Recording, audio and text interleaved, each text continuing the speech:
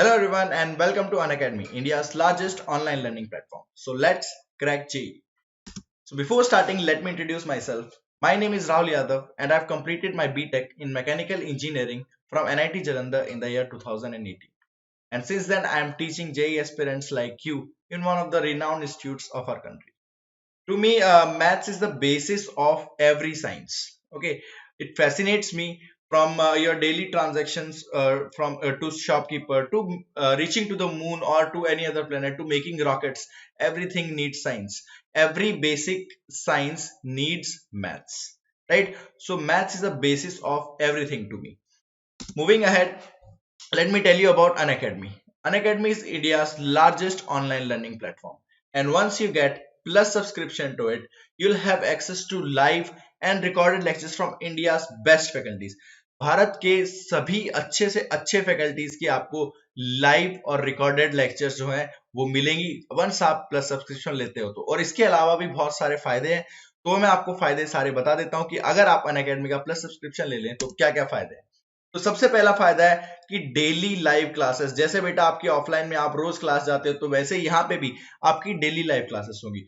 और उसका सबसे ज्यादा पॉजिटिव पॉइंट क्या है कि आप अकेले में बैठ के आप अपने टीचर से डाउट पूछ सकते हो, आप उनसे डिस्कशंस कर सकते हो, आप उन्हें इवन आंसर भी कर सकते हो अगर वो आपसे कुछ क्वेश्चंस पूछ रहे हैं या वो पोल्स अगर रेज कर रहे हैं। तो बेसिकली एक ऑफलाइन क्लास में जैसा माहौल होता है ना, वैसा आपको माहौल मिलने वाला है। लेकिन यहाँ पे अच्छी बात यह है कि वहां पे आप क्लास में क्या होता है, शर्मा जाते होगे, शाय फील करते होगे कि लोग दोस्त क्या सोचेंगे और लोग क्या सोचेंगे। लेकिन यहाँ पे ऐसा नहीं है, यहाँ पे आप अकेले बैठे हुए पढ़ाई कर रहे हो, आपको जो डाउट आए आप खुलेआम बेधड़क बिना किसी शर्म के आप पूछ सकते हैं। ठीक है, इसके बाद बेटा लाइव टेस्ट एंड क्विजेस। तो बेटा आप किसी की भी प्रिपरेशन करते हैं तो उसका आपको एनालाइज करने के लिए, आपकी प्रिपरेशन को देखने के लिए, झांकने के लिए अंदर कि आप कहाँ स्टैंड करते हैं, तो आपको टेस्ट वगैरह तो लेने ही पड़ते हैं। तो अनअकैडमी पे बेटा बहुत regularly live test and quizzes जो है चलते रहते हैं। अगर आप रेगुलरली टेस्ट देते रहेंगे तो आपको पता चलता रहेगा, अपनी एनालिसिस मिलती रहेगी और उस एनालिसिस में आपको पता चलता रहेगा कि आपके वीक टॉपिक्स क्या है एंड आपके स्ट्रॉन्ग टॉपिक्स क्या है। जो वीकनेसेस है आपकी, आप उनको ओवरकम कर सकते हैं। ठीक है, नेक्स्ट इज स्ट्रक्चर्ड कोर्स। तो बेटा अगर अनअकैडमी पे आप कोई भी कोर्स ले लो, कोई भी कोर्स ले लोगे तो वो इतने well mannered and well planned है कि आपको कभी भी किसी भी चैप्टर में कोई दिक्कत नहीं आने वाली। ऐसा कभी नहीं लगेगा कि इस चैप्टर का लिंक जो है हमें पहले नहीं मिला। मींस कोई ऐसा टॉपिक नहीं मिलेगा जो आपको ऐसा लगता है कि ये पहले पढ़ाना चाहिए था और ये बाद में पढ़ाया जाएगा। तो बहुत ही well planned and well structured जो है कोर्सेज हैं, सारे के सारे कोर्सेज अनअकैडमी पे। नेक्स्ट इज बेटा अनलिमिटेड एक्सेस। तो बेटा अगर आपने एक बार प्लस सब्सक्रिप्शन ले लिया तो आपको अनलिमिटेड एक्सेस मिल जाएगा जितने भी लाइव क्लासेस चलती हैं अनअकैडमी पे, और जो रिकॉर्डेड क्लासेस भी हैं। और वो आपकी मर्जी है कि आप किस टीचर की क्लासेस लाइव देखना चाहते हैं, रिकॉर्डेड देखना चाहते हैं। आप पे थोपा नहीं जाएगा कि ये टीचर है आपको इसी से पढ़ना है, नहीं, वो आपकी मर्जी होगी। आपको जिस टीचर की क्लास लेनी हो, इंडिया के बेस्ट फैकल्टीज यहाँ पे अवेलेबल है, जिससे आपको पढ़ना हो आप पढ़ सकते हैं। ठीक है, और सबसे बड़ी बात, अगर आप अपने टाइम के हिसाब से आप इनको देख सकते हैं। मान लीजिए ऑफलाइन में आप क्या होता है कि कभी कभी बीमार हो गए या कोई फैमिली फंक्शन हो गया तो आप जा नहीं पाए, तो वो लेक्चर आपका मिस हो जाता है। लेकिन यहाँ ऐसा नहीं होगा, ये आप रिकॉर्डेड देख पाएंगे वापस से। ठीक है, तो फोन उठाइए और डाउनलोड करिए अनअकैडमी लर्निंग ऐप। ठीक है, वंस अगर आप अनअकैडमी लर्निंग ऐप डाउनलोड कर लेते हैं तो अगर आप आईआईटी के लिए प्रिपेयर कर रहे हैं तो मैं आपको कहूंगा कि आप या तो 12th मंथ कोर्स के लिए जाइए या तो आप 24 मंथ कोर्स के लिए जाइए। बेसिकली किसी भी एग्जाम की आप प्रिपरेशन 1 या 2 महीने में नहीं कर पाते। 1 या 2 महीने में सिर्फ और सिर्फ बेटा रिवीजन होता है। ठीक है, आप प्रिपरेशन नहीं कर सकते 1 या 2 महीने में, सिलेबस ही बहुत बड़ा है, इतना ज्यादा सिलेबस 1 या 2 महीने में कवर नहीं होता। ठीक है, तो अगर आप ड्रॉपर हैं या अभी आप 12th में आए हैं और आपको पेपर देना है जेई का, तो मैं आपको एडवाइस दूंगा कि आप 12 मंथ्स के कोर्स के लिए जाइए। बेसिकली अगर आप ऑफलाइन में जाते हैं 12 मंथ्स के कोर्स के लिए तो आपको 1 से 1.5 लाख रुपया खर्च करना पड़ता है, पर यहाँ पे आपको केवल और केवल 30,000 रुपए में ये कोर्स अवेलेबल होता है। और उसपे से अगर आप मेरा ये कोड यूज करते हैं RYD1 तो आपको 10% एडिशनल डिस्काउंट मिलता है। तो आपका इफेक्टिव प्राइस हो जाएगा बेटा 27,000। अगेन अगर आप 11th में आए अभी अभी तो मैं आपको एडवाइस करूंगा कि आप 2 साल के कोर्स के लिए जाइए। 2 साल के कोर्स में आपको पूरा का पूरा सिलेबस अच्छे से कराया जाएगा, रेगुलर टेस्ट हो जाएंगे आपके, ठीक है, डाउट्स भी नहीं रहेंगे आपके, और बहुत ही अच्छे तरीके से आपकी प्रिपरेशन को ध्यान में रखा जाएगा। अगर आप 24 मंथ्स का कोर्स लेते तो बेटा अगर ऑफलाइन में आप जाते तो 2 लाख से कम में तो आपका होने वाला नहीं कहीं पे। यहाँ पे आपको बेटा ये मिलता है 36,000 में, बट अगेन अगर आप मेरा ये कोड RYD1 यूज करेंगे तो आपको 10% डिस्काउंट मिल जाएगा और इफेक्टिव प्राइस जो हो जाएगा वो हो जाएगा 32,400। ठीक है, तो ये था बेटा अनअकैडमी के बारे में। आप लीजिए प्लस सब्सक्रिप्शन लीजिए और आपको बहुत ज्यादा मजा आएगा पढ़ने में। ठीक है, तो आज का टॉपिक जो स्टार्ट करते हैं बेटा, आज का टॉपिक है स्ट्रेट लाइन। तो हम स्ट्रेट लाइन को पूरे के पूरे को एक बार में रिवाइज करने की कोशिश करते हैं। ठीक है, चलिए शुरू करते हैं बेटा। तो सबसे पहले स्ट्रेट लाइन में बेटा आता है बहुत ही बेसिक सी चीज है, डिस्टेंस फॉर्मूला। ठीक है, कोई भी अगर आपको दो पॉइंट दिए हुए हैं, let's say A x1, y1 and b x2, y2, तो अगर आपको डिस्टेंस लिखना है ए बी, तो ए बी आ जाता है बेटा x2 minus x1 whole square plus y2 minus y1 whole square और इसका कंप्लीट का अंडर रूट। तो ये डिस्टेंस होता है बेटा किसी भी दो पॉइंट जिसके coordinates x1 y1 and b के कोऑर्डिनेट्स x2 y2 गिवन हो। नेक्स्ट बेटा आता है सेक्शन फॉर्मूला। सेक्शन फॉर्मूला बेटा बेसिकली क्या होता है, मान लीजिए आपके पास ये पॉइंट ए और बी है और उनको ज्वाइन करने वाली एक लाइन है। ए पॉइंट के कोऑर्डिनेट्स है x1, y1, बी पॉइंट के कोऑर्डिनेट्स है बेटा आपके पास x2, y2 and let's say एक पॉइंट P है, एक पॉइंट P है जो कि m/n में इस लाइन को डिवाइड कर रहा है, m/n के रेशियो में डिवाइड कर रहा है। यानी अगर मैं कहना चाहूं आपको कि AP अपॉन BP जो है डिस्टेंस, वो है आपका m/n। तो बेटा इस P पॉइंट के कोऑर्डिनेट्स जो हैं, P पॉइंट के कोऑर्डिनेट्स आपको दिए जाएंगे mx2 plus nx1 divided by m plus n। Similarly y coordinate आ जाएगा my2 plus ny1 divided by m plus n। तो बेटा ये तो हो गया अगर आपका point P, if P divides AB in the ratio m/n internally, ये तो आपका इंटरनल डिवीजन के लिए हो गया। ठीक है, अगर आपका कोई पॉइंट है, मान लीजिए let's say point Q, if Q divides AB in the ratio m/n externally,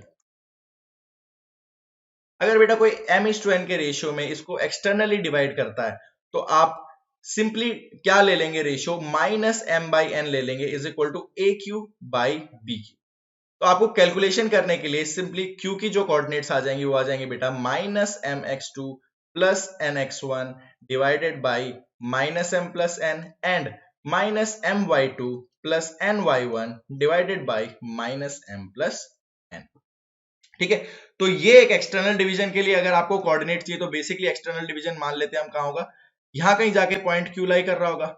ठीक है, और अब आपको क्या दिया हुआ है, A Q upon B Q is equal to m/n। A Q upon B Q आपको m/n दिया हुआ है। तो कैलकुलेशन के आप इस रेशियो को -m/n यूज करेंगे और क्यू की आप कोऑर्डिनेट्स सेम फॉर्मूला लगा के आप निकाल सकते हैं।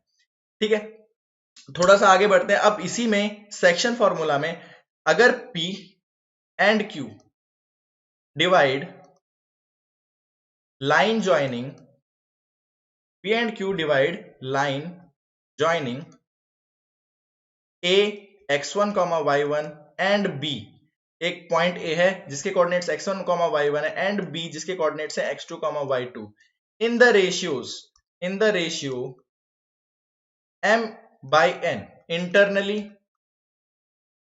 and externally respectively। That is अगर P ए बी को इंटरनली m/n के रेशियो में डिवाइड कर रहा है and Q A and B को एक्सटर्नली डिवाइड कर रहा है सेम रेशियो में, तो हम बेटा बोलते हैं then P and Q are called harmonic conjugates of each other. ये इनको हार्मोनिक कॉन्जुगेट बोला जाता है, harmonic conjugates of each other. और इसलिए ये बोला जाता है बेटा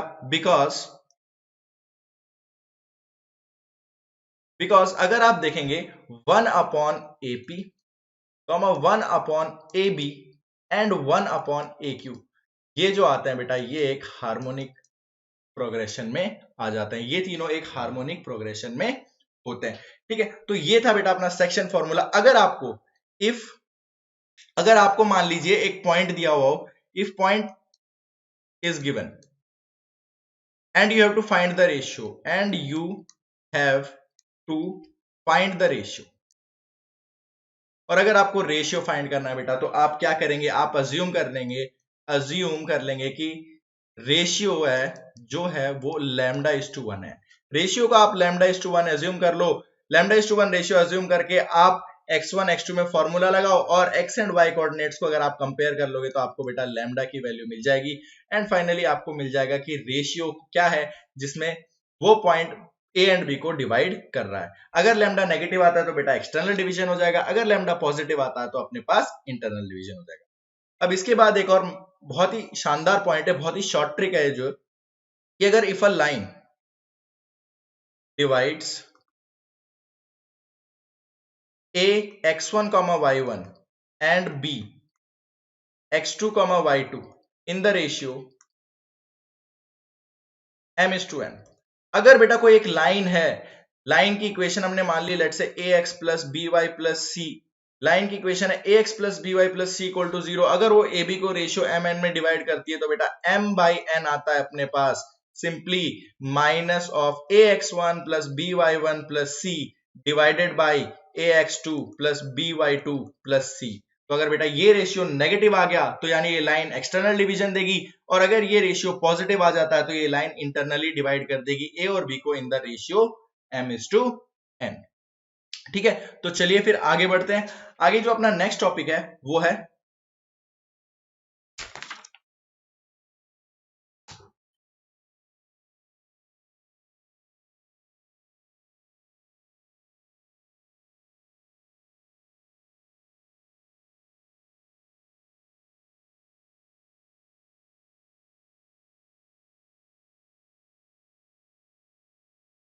तो नेक्स्ट टॉपिक है बेटा अपने पास स्लोप।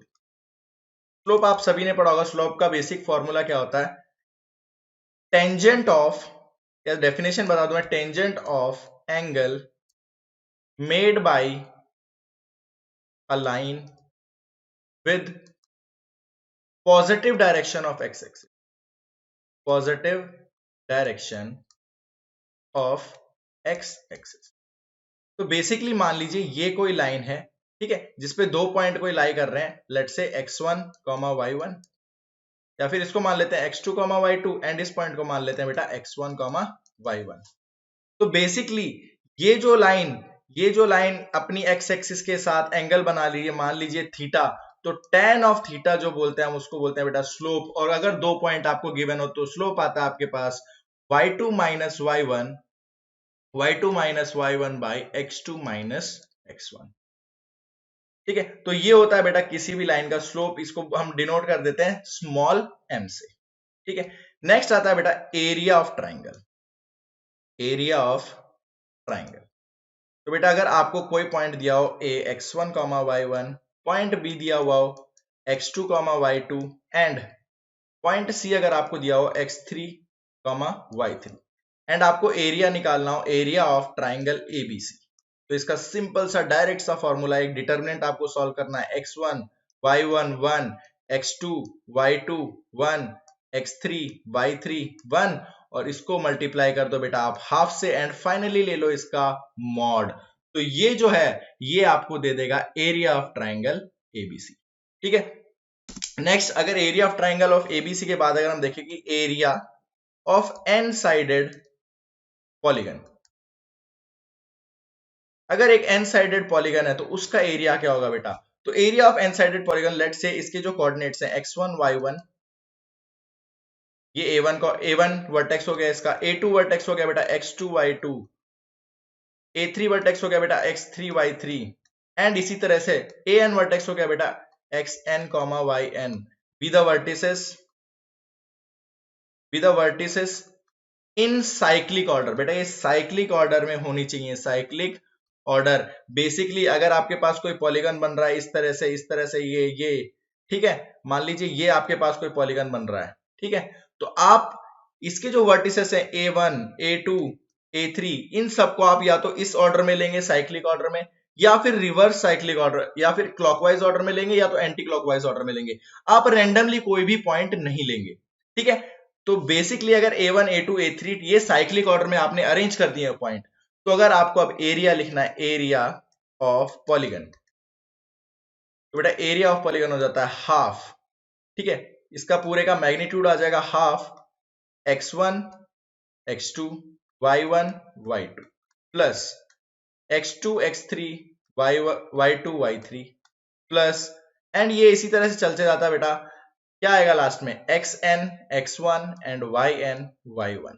मतलब कि आपको कंप्लीट साइकिल जो है वो पूरी करनी है। आप इधर से स्टार्ट हो और पूरा साइकिल घूम के आओ, तो ये जो चीज आएगी और फाइनली आप इसका अगर मॉड ले लोगे तो ये आपको दे देगा area of any N sided polygon, जिसके वर्टिसेस जो है a1 a2 a3 till an है, और वो भी आपने किस में अरेंज कर रखे हैं, साइक्लिक ऑर्डर में अरेंज कर रखे हैं, ठीक है। नेक्स्ट बेटा आपने पास आता है कोलिनियरिटी, कोलिनियरिटी ऑफ 3 पॉइंट्स। तो बेटा 3 पॉइंट आप कैसे प्रूव कर सकते हैं कि वो कोलिनियर है। लेट्स से ये थे 3 पॉइंट्स अपने पास a x1, y1, point b हो गया अपने पास x2, y2 and lastly point c हो गया आपके पास x3, y3। आपको प्रूफ करना है कि बेटा ये 3 पॉइंट्स कोलिनियर है। तो इसके 3-4 तरीके होते हैं। सबसे पहला तो होता है आप डिस्टेंस से प्रूव कर सकते हैं। डिस्टेंस से कैसे प्रूव करेंगे कि अगर A B plus B C, अगर A B plus B C A C के इक्वल आ जाए तो आप कह सकते हैं कि ये तीनों के तीनों कोलिनियर है। क्योंकि अगर ये कोलिनियर नहीं होते तो ये ट्राइंगल फॉर्म कर रहा होता है, and sum of any two sides of a triangle is always greater than the third side. तो ये आपको याद रखना है। तो basically A B plus B C equal to A C लिख दिया आपने। अगर कोई भी दो side A B plus A C अगर बी सी आ जाता, या फिर B C plus A C अगर ए बी आ जाता, तो आप कह देते कि ये जो तीनों पॉइंट्स हैं ये कोलिनियर हैं, ठीक है। सेकंड जो आता है, आप सेकंड आप किसको बता सकते हैं, फ्रॉम स्लोप। आप स्लोप से भी बता सकते हैं कि ये तीनों कोलिनियर है या नहीं है। तो स्लोप से आप कैसे बताएंगे बेटा, अगर स्लोप ऑफ ए बी आ जाता है equal slope of B C, and ये भी फाइनली अगर स्लोप ऑफ ए सी के इक्वल आ जाता है, तो अगर ये तीनों स्लोप्स इक्वल आ जाते हैं तो बेटा आप कह सकते हैं कि ये तीनों पॉइंट जो है कोलिनियर हैं। थर्ड थर्ड आप बता सकते हैं अगर delta equal to 0, that is area of triangle formed by formed by ABC। Area of triangle formed by बेटा एबीसी अगर 0 आ जाता है तो भी आप कह सकते हैं ये कोलिनियर होंगे। क्योंकि अगर एरिया ऑफ ट्राइंगल 0 है तो ट्राइंगल फॉर्म ही नहीं हो रहा है। इसका मतलब क्या है, ये तीनों एक स्ट्रेट लाइन में लाई कर रहे हैं, तभी तो एरिया 0 आएगा। तो आप यहां से सीधा सीधा लिख सकते हैं कि अगर x1 y1 1, x2 y2 1, x3 y3 1, इसका डिटरमिनेंट बेटा अगर 0 आ जाए, इसका डिटरमिनेंट अगर 0 आ जाता है तो आप बोल सकते हैं कि ये पॉइंट्स कोलिनियर होंगे। एंड लास्टली आप यूज कर सकते हैं सेक्शन फॉर्मूला। आप यूज कर सकते हैं सेक्शन फॉर्मूला। तो आप अज्यूम कर लीजिए, अज्यूम कि B divides AC in lambda is to 1। अगर B AC को लैम्डा इज टू 1 में डिवाइड करता है, and you get same lambda, same value of lambda by solving x coordinate and y coordinate, then the points are collinear, then collinear। बेटा आप basically अगर क्या करें, आप बेसिकली एक पॉइंट बी जो है, जो बीच वाला पॉइंट, या कोई भी पॉइंट आप मान ले कि बी या सी या किसी को भी आप मान लेते कि लेट से वो लैम्डा इज टू 1 के रेशियो में डिवाइड कर रहा है एसी को। तो अगर लैम्डा की वैल्यू आप एक्स कोऑर्डिनेट के थ्रू सॉल्व करके निकालें एंड वाई कोऑर्डिनेट के थ्रू सॉल्व करके निकालें, अगर वो सेम आ जाती है, यानी कि जो पॉइंट बी है वो एसी को डिवाइड कर रहा है किसी ना किसी रेशियो में, या तो इंटरनली या तो एक्सटर्नली, तो अगर ऐसा होता है तो बेटा वो तीनों पॉइंट्स जो होते हैं वो कोलिनियर हो जाते हैं, ठीक है। So now moving on, next अपने पास आता है बेटा equation of line, equation of straight line in various forms.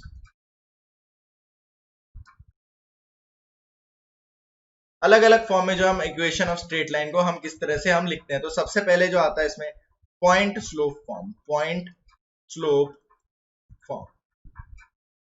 तो बेटा अगर आपको गिवन हो कि एक line, if line passes through, एक पॉइंट आपको गिवन हो x1, y1 and has slope has slope equal to m, अगर उसका स्लोप m हो तो बेटा इक्वेशन ऑफ लाइन आप लिखते हैं y minus y one is equal to m into x minus x one. तो ये जो इक्वेशन बेटा आपके पास आती है ये आ जाती है इक्वेशन ऑफ द लाइन। ठीक है, सेकंड अपने पास आता है बेटा पॉइंट स्लोप फॉर्म के बाद slope intercept form. Slope intercept form, तो बेटा अगर आपको ये इस तरह से दिया हुआ हो कि अगर y इंटरसेप्ट आपको दिया हो c, that is y intercept c का मतलब कि ये जो लाइन है ये पास हो रही होगी 0, c से। एंड स्लोप अगर दिया हो बेटा इसका m, स्लोप अगर अगेन m दिया हो तो जो लाइन की इक्वेशन आती है अपने पास आ जाती है y is equal to mx plus c। ठीक है, y1 और x1 की जगह हमने सिर्फ वैल्यूज डाल दी, x1 की जगह 0, y1 की जगह c, ऊपर वाली पॉइंट स्लोप फॉर्म में तो अपने पास स्लोप इंटरसेप्ट फॉर्म आ गई। थर्ड बेटा आती है अपने पास 2 पॉइंट फॉर्म। 2 पॉइंट फॉर्म, तो बेसिकली अगर आपको लाइन दी हुई हो पास होती हुई x1, y1 and x2, y2, 2 point दिए हैं आपके पास x1, y1 and x2, y2 जिससे लाइन पास हो रही है, तो आप लाइन की इक्वेशन लिख देते हैं y minus y one is equal to slope. बेटा स्लोप अब 2 पॉइंट से अगर हम स्लोप निकालना चाहें तो y2 minus y one by x2 minus x1, तो ये तो आ गया slope that is m, and lastly x minus x1। ठीक है, अब 2 पॉइंट बेटा आपको दिए हो, बच्चे लोग ये बोलते हैं कि x1 किसको लें x2 किसको लें। ठीक है, तो आप किसी भी पॉइंट को x1 y1 मान लो और किसी भी पॉइंट को x2 y2 मान लो, तो आपका आंसर हमेशा करेक्ट ही आएगा। ठीक है, नेक्स्ट जो अपने पास फॉर्म आती है, फोर्थ फॉर्म अपने पास आ जाती है बेटा इंटरसेप्ट फॉर्म। इंटरसेप्ट फॉर्म, तो बेसिकली अगर आपको दिया हुआ हो x intercept a and y intercept आपको दिया हुआ हो p, तो यानी ये क्या दिया हुआ है, x इंटरसेप्ट a मतलब a, 0 से लाइन पास हो रही है, y इंटरसेप्ट b मतलब 0, b से पास हो रही है। तो अगेन आप 2 पॉइंट फॉर्म लगा के इसको फाइनली सॉल्व करते हैं तो आपके पास आता है x by a plus y by b is equal to 1।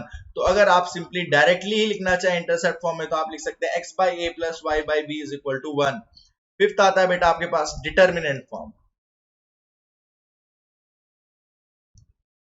Determinant form में अगर आपको इक्वेशन ऑफ लाइन लिखनी हो, मान लीजिए x1, y1 and x2, y2 से पास हो रही है, x2, y2 से पास हो रही है, तो बेटा आप इस लाइन पे कोई भी जनरल पॉइंट लोगे x, y, तो ये 3 पॉइंट्स कोलिनियर हो जाएंगे, तो आप सिंपली लिख सकते हैं x, y1, x1, y1 1 and x2, y2 1। इस डिटर्मिनेंट की वैल्यू को आप रख दीजिए equal to 0, that is collinearity का कॉन्सेप्ट यूज कर लीजिए, तो आपको मिल जाएगा ये determinant form of line. Next जो बेटा फॉर्म आता है अपने पास आता है नॉर्मल फॉर्म। नॉर्मल फॉर्म, तो बेसिकली नॉर्मल फॉर्म में बेटा क्या होता है, आपको मान लीजिए ये x axis and y axis है, ये ओरिजिन है, ये एक लाइन दी हुई है आपको एंड ओरिजिन से इसका डिस्टेंस दिया हुआ है आपके पास p, ये परपेंडिकुलर डिस्टेंस फ्रॉम ओरिजिन दिया हुआ है, ये आपकी रिक्वायर्ड लाइन है। ठीक है, और आपको ये दिया हुआ है कि ये वाला जो एंगल है ये एंगल अल्फा है, परपेंडिकुलर और लाइन के बीच, line joining origin to the line, perpendicular line जो ओरिजिन को इस लाइन से ज्वाइन कर रही है उसके बीच का और एक्स एक्सिस का एंगल अगर अल्फा है, तो बेटा आप इक्वेशन लिखते हैं x cos alpha plus y sin alpha is equal to p। x cos alpha plus y sin alpha is equal to p। और बेसिकली अगर आपको सिंपली डिस्टेंस बोला हुआ हो कि डिस्टेंस 5 यूनिट्स है, तो p को आप एक बार +5 लेंगे, एक बार -5 लेंगे, क्योंकि डिस्टेंस बेटा इस साइड भी हो सकता है एंड डिस्टेंस बेटा दूसरी साइड भी तो हो सकता है ना। अगर कोई लाइन आपको दी है तो आपको डिस्टेंस बोला हुआ है, तो बेटा वो तो किसी भी साइड हो सकता है। ठीक है, नेक्स्ट फॉर्म आती है, इसको नॉर्मल फॉर्म को हम बेटा परपेंडिकुलर फॉर्म भी बोलते हैं, परपेंडिकुलर फॉर्म। ऑलराइट, इसके बाद आती है बेटा general form of equation of line. General form, general form, तो बेटा अगर आपके पास कोई भी एक इक्वेशन इस टाइप की लिखी हो ax plus by plus c equal to 0, तो ये रिप्रेजेंट करती है एक स्ट्रेट लाइन को, ये एक स्ट्रेट लाइन को रिप्रेजेंट करती है।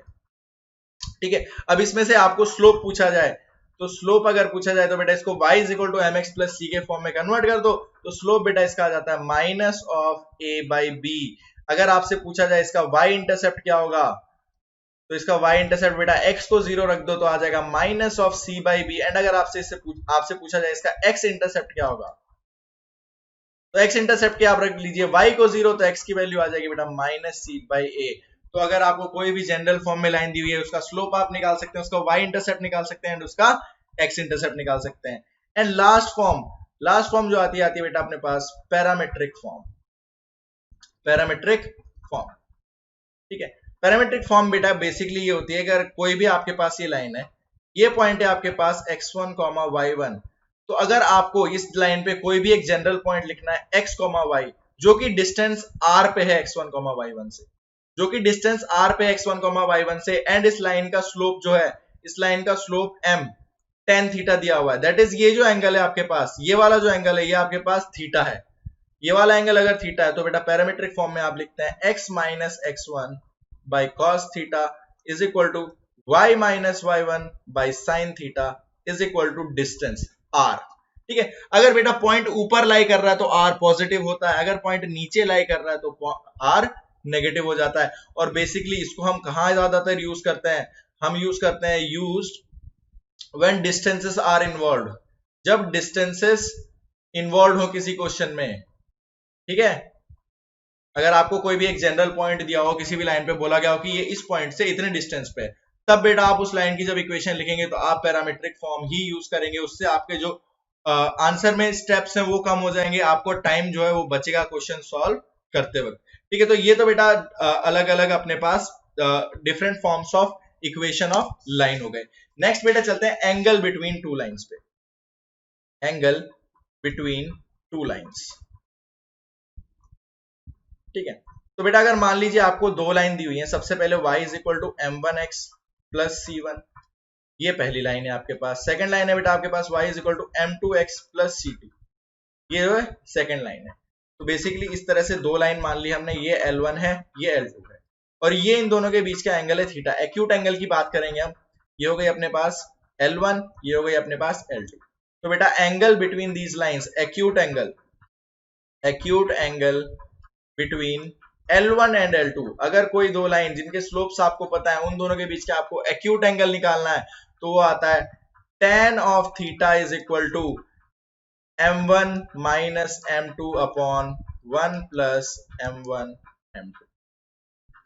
m1 minus m2 upon 1 plus m1 m2 का अगर आप मॉड ले लेंगे तो बेटा वो आपको एक्यूट एंगल दे देगा। यानी यहां से अगर आप थीटा लिखना चाहें तो वो आ जाएगा आपके पास tan inverse of m1 minus m2 upon 1 plus m1। तो ये बेटा होता है किसी भी दो लाइंस के बीच का एंगल, ठीक है। अगर आपसे ऑब्ट्यूस एंगल पूछा जाए, obtuse angle between L1 and L2, तो बेटा ऑब्ट्यूस एंगल पूछा जाए तो सिंपली ये इन दोनों का सम पाई होगा, तो ये कितना हो जाएगा पाई माइनस थीटा, तो थीटा निकाल लो, पाई माइनस थीटा उन दोनों के बीच का ऑब्ट्यूस एंगल हो गया, ठीक है। इसके बाद बेटा आ जाता है पैरेलल लाइंस। दो लाइन कब होंगी पैरेलल, तो पैरेलल लाइन बेटा तब होती हैं जब स्लोप्स इक्वल हो, व्हेन स्लोप्स आर इक्वल। अगर किसी दो लाइन के स्लोप्स इक्वल है तो वो दो लाइन पैरेलल हो जाती हैं। कंडीशन क्या है, कंडीशन ये है कि मान लीजिए एक लाइन है a1x plus b1y plus c1 equal to 0, एक लाइन है a2x plus b2y plus c2 equal to 0, तो अगर इनके स्लोप्स इक्वल हो जाए तो ये पैरेलल है। पैरेलल के बाद भी बेटा दो तीन चीजें आती हैं, एक तो होती है पैरेलल, एक होती है कोइंसिडेंट। कोइंसिडेंट का मतलब वो एक दूसरे के ऊपर ही लाई कर रही हो, ये हो गई कोइंसिडेंट।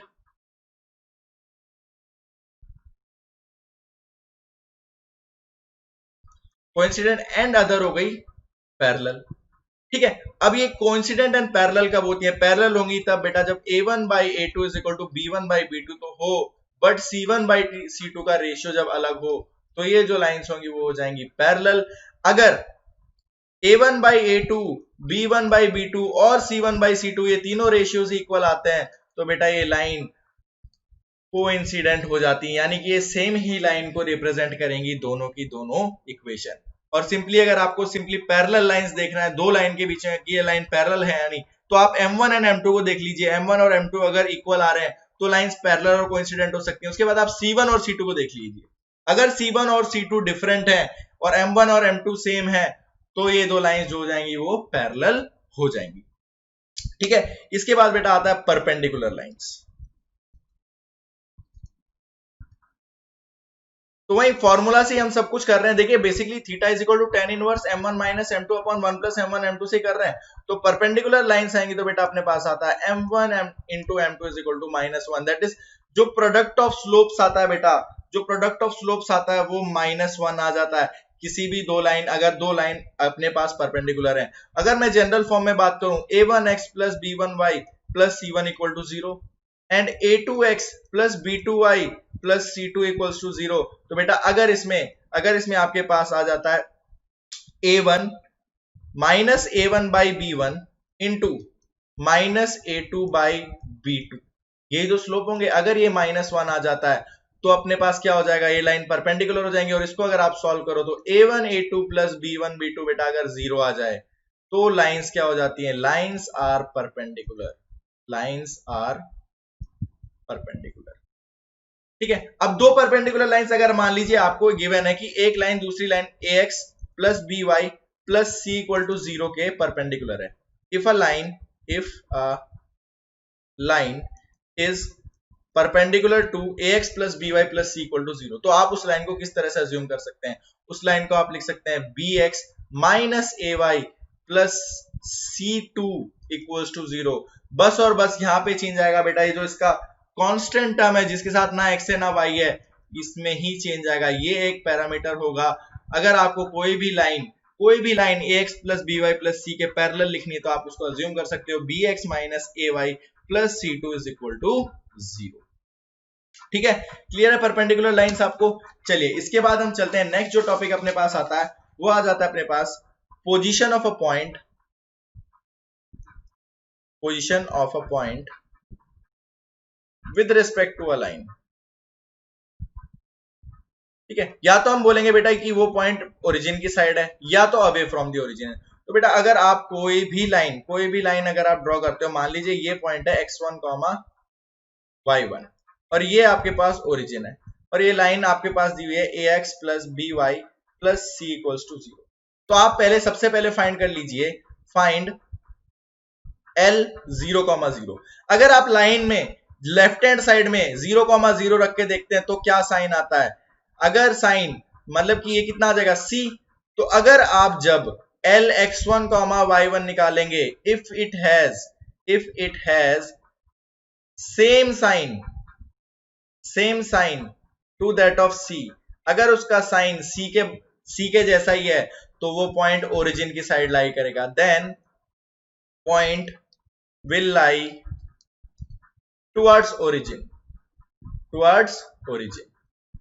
अगर l x1 y1 and l 0,0 different sign के होते हैं, हैव डिफरेंट साइंस, अगर इनका साइन डिफरेंट आ जाता है देन हम कह सकते हैं कि बेटा point will lie away from origin. ठीक है, मान लीजिए आपको एक लाइन दी हुई है 2x plus 3y minus 1 equal to 0। ठीक है, मैं इक्वेशन यहां पे लिख देता हूं, 2x plus 3y minus 1 equal to 0 आपको लाइन दी हुई है, एक पॉइंट दिया हुआ है 1,5 या फिर आप मान लीजिए 1,-5 दिया हुआ और आपको पूछा हुआ ये किस साइड ऑफ द लाइन लाई करेगा, टुवर्ड्स ओरिजिन लाई करेगा या अवे फ्रॉम द ओरिजिन। तो सबसे पहले आप l ऑफ 0,0 निकालो, तो 0,0 इक्वेशन में रख दिया तो आपके पास मिला -1। अब आप निकालो l ऑफ 1,-5, अब 1,-5 को आप इक्वेशन में रखोगे तो कितना बनेगा, 2 -15 एंड -1, तो ये बन जाएगा बेटा -14, दैट इज सेम साइन आ रहा है, ये भी नेगेटिव, तो जो अपना पॉइंट है 1,-5 विल लाई टुवर्ड्स ओरिजिन। तो जो ओरिजिन की साइड वाला हिस्सा होगा लाइन का, बेसिकली अगर ये लाइन है तो जो ओरिजिन की साइड वाला हिस्सा होगा लाइन का, वहां पे ये पॉइंट लाई करेगा। ठीक है, तो ये तो हो गई बेटा एक पॉइंट के रिस्पेक्ट में बात। अगर आपको दो पॉइंट दिए हो, लेट्स से P1 आपको दिया है x1, y1 एंड P2 आपको दिया हुआ है x2, y2। अगर आपको ये बताना हो कि ये दोनों सेम साइड पे लाई करते हैं या डिफरेंट साइड में लाई करते हैं किसी भी लाइन के, तो अगर आप l ऑफ x1, y1 निकालें एंड उसका मल्टीप्लीकेशन करते हैं l ऑफ x2, y2, तो बेटा ये दोनों साइड में कब लाई करेंगे, या तो दोनों पॉजिटिव आए या तो दोनों नेगेटिव आए। दैट इज अगर ये ग्रेटर देन 0 आ जाता है इनका प्रोडक्ट तो same side of the line lie करते हैं, सेम साइड ऑफ लाइन। अगर इसका प्रोडक्ट बेटा, अगर लाइन में आप x1, y1 रखते हैं और x2, y2 रखते हैं और अगर वो लेस देन 0 आ जाता है तो opposite side of the line, ये दोनों points opposite side of the line lie करेंगे। तो बेसिकली इसका एप्लीकेशन कहां आता है, आपको क्वेश्चन पूछ लेते हैं कि मान लीजिए अल्फा कॉमा 1 माइनस अल्फा आपको एक पॉइंट दे दिया, ठीक है, find alpha for which P, ये पॉइंट दे दिया, for which P lies inside any triangle, inside a triangle. तो बेटा उस ट्राइंगल की आपको साइड्स दे देंगे, उस ट्राइंगल की आपको साइड्स दे देंगे, इस लाइन की, लाइन 1 की साइड इक्वेशन दे दी, लाइन 2 की इक्वेशन दे दी, लाइन 3 की इक्वेशन दे दी, ठीक है। अब आपको अल्फा और 1 माइनस अल्फा को इस तरह से निकालना है कि ये जो है ट्राइंगल के अंदर लाई कर रहा हो, ये जो ट्राइंगल के अंदर लाई कर रहा हो। तो बेटा आप क्या करेंगे, आप यही करेंगे कि आप यहाँ पे सेंट्रोइड निकाल लेंगे इस ट्राइंगल का, सिंपली सेंट्रोइड निकाल लो या वर्टेक्स निकाल लो कोई भी।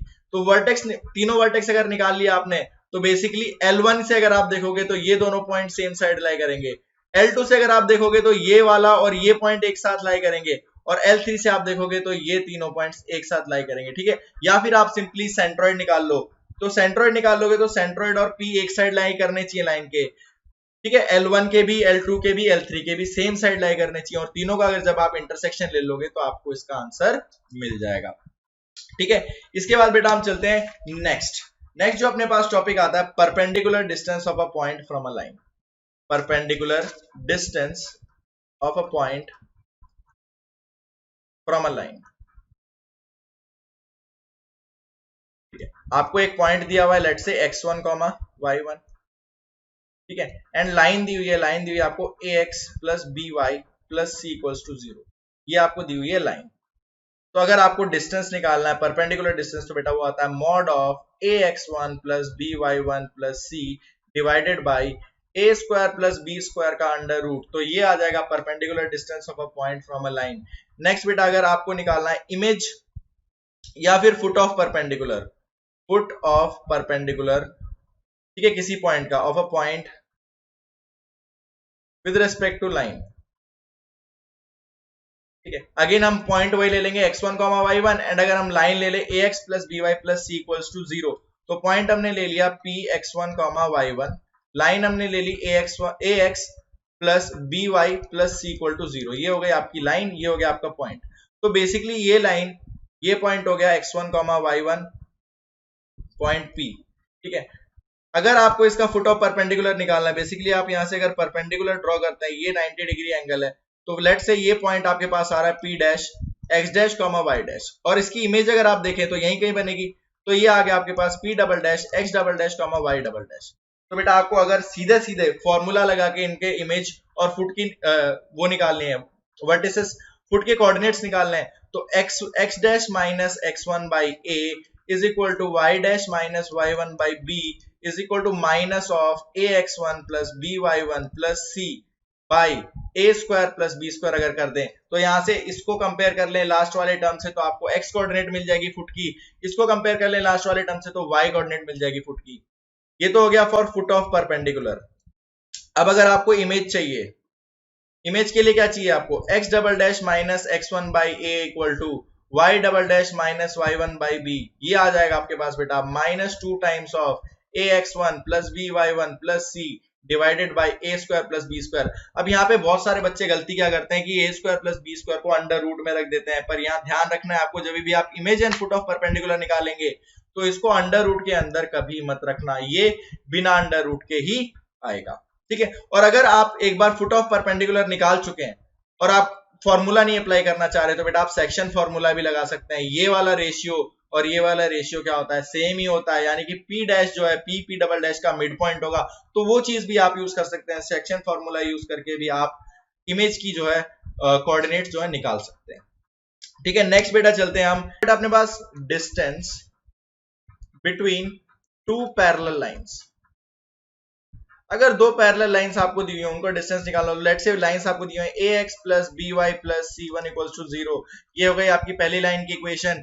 सेकंड आपको दी हुई है ax plus by plus c2 equals to 0, ये आ गई आपकी दूसरी लाइन की इक्वेशन। तो बेटा जो डिस्टेंस आता है इन दोनों के बीच में, वो आ जाता है c2 minus c1 divided by a square plus b square का under root and complete mod इस क्वांटिटी का अगर आप ले लें, तो ये आपको दे देगा distance between any two parallel lines.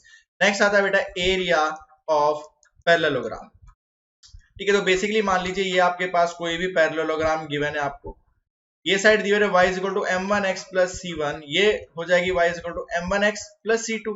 Basically ये दो पैरेलल है तो स्लोप सेम, ये हो जाएगी y is equal to m2x plus d1 and ये let's say y is equal to m2x plus d2।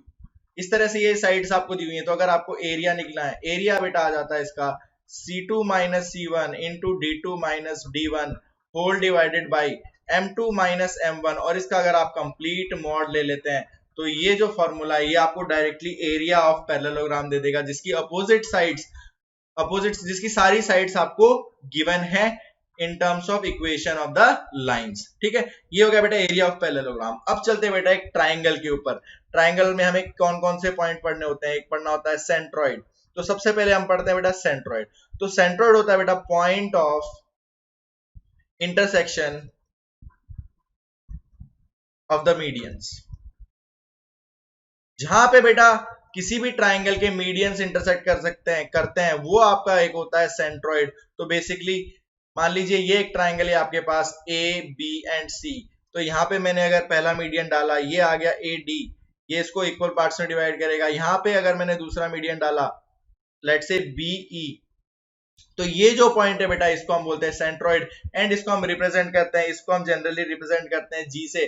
तो अगर आपको जी के कोऑर्डिनेट कोई पूछता है, अगर ए के कोऑर्डिनेट आपके पास है x1, y1, बी के कोऑर्डिनेट अगर आपके पास है x2, y2 एंड सी के कोऑर्डिनेट अगर आपके पास है x3, y3, तो बेटा जी के कोऑर्डिनेट्स आपके पास आएंगे x1 plus x2 plus x3 by 3 and y1 plus y2 plus y3 by 3। ठीक है, अब यहाँ पे दो तीन चीजें जो है नोट करने वाली होती हैं। सबसे पहली जो होती है कि जो आपका सेंट्रॉइड होता है, सेंट्रॉइड डिवाइड्स द मीडियंस, यानी सेंट्रॉइड मीडियंस, मीडियंस यानी कि एडी हो गया, बी हो गया, एंड लास्टली अगर मैं तीसरा भी मीडियन आपके लिए यहाँ पे बना दूं, ये इसको दो इक्वल हिस्सों में डिवाइड कर रहा है, ये भी इसको दो इक्वल हिस्सों में डिवाइड कर रहा है। ये मान लिया हमने B F, A D B and C F को इन द रेशियो 2:1, 2:1 के रेशियो में बेटा ये डिवाइड करता है, और वो भी इंटरनली। ठीक है, सेकेंड जो पॉइंट आता है बेटा, centroid always lies inside the triangle, centroid always lies inside the triangle. ठीक है, कभी कभी आपसे पूछा जाता है कि सेंट्रॉइड, ऑर्थो सेंटर, सरकम सेंटर कहां लाई करते हैं, तो सेंट्रॉइड के बारे में हम हमेशा कह सकते हैं कि always it will lie inside the triangle. चलिए नेक्स्ट हम चलते हैं इन सेंटर। ठीक है, इसको हम रिप्रेजेंट करते हैं बेटा आई से। तो बेसिकली इन सेंटर क्या होता है? Centre of the circle inscribed in the triangle, inscribed in the triangle. ठीक है, और इसकी एक और बहुत अच्छी सी डेफिनेशन होती है, ये होता है point of intersection of angle bisectors, angle bisectors. तो बेसिकली कोई भी आपके पास एक ट्राइंगल है, कोई भी आपके पास एक ट्राइंगल है, इस तरह से हम मान लें, तो एक सर्कल अगर हम इसके अंदर इंस्क्राइब कर देते हैं, इस तरह से मान लीजिए कोई सर्कल अगर हमने इंस्क्राइब किया है, तो इसका ये जो सेंटर है ये अपना आता है इन सेंटर आई, और बेसिकली ये जो आएगा यही सेम पॉइंट अपने पास आता है बेटा अगर आप एंगल बाइसेक्टर्स, एंगल बाइसेक्टर यानी कि इस एंगल को ये बाइसेक्ट कर रहा हो और इस एंगल को ये बाइसेक्ट कर रहा हो, और इस एंगल का भी अगर हम बाइसेक्टर ड्रॉ कर दे तो वो भी बेटा यहां से हमेशा ही क्रॉस करता है, let's say this and this. ठीक है, ये अगर हो गया ए, ये हो गया पॉइंट बी, इसके कोऑर्डिनेट्स x2, y2, ए के कोऑर्डिनेट्स मान लेते हैं बेटा x1, y1 एंड सी के कोऑर्डिनेट्स मान लेते हैं x3, y3। नेक्स्ट बेटा अगर हम ए के अपोजिट वाली साइड को, इसकी लेंथ ले लेते हैं a, बी के अपोजिट वाली साइड की लेंथ ले लेते हैं b एंड सी के अपोजिट वाली साइड की लेंथ ले लेते हैं c, तो इन सेंटर के जो कोऑर्डिनेट्स है बेटा हमें मिल जाते हैं ax1 plus by1 plus c, sorry ax1 plus bx2 plus cx3 divided by a plus b plus c, ये हो गया x coordinate, and y coordinate के लिए ay1 plus by2 plus cy3 divided by a plus b plus c। तो बेटा ये जो होते हैं अपने पास इन सेंटर के कोऑर्डिनेट्स आ जाते हैं। अब इसमें भी एक दो चीजें जो है नोट करने वाली होती हैं। सबसे पहली जो है, जो इन सेंटर होता है divides the angle bisector, angle bisectors let's say angle bisector अपने पास आ गया, ये वाला ले लिया, सबसे पहले हमने ले लिया A P, angle bisector A P in the ratio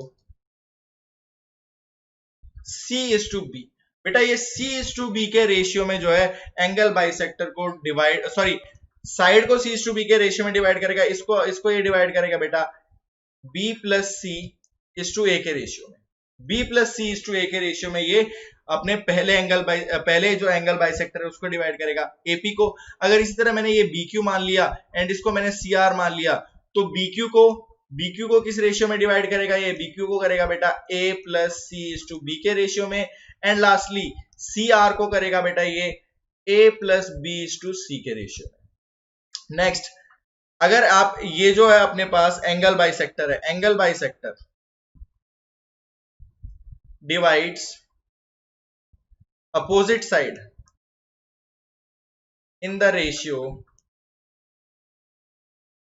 C is to B.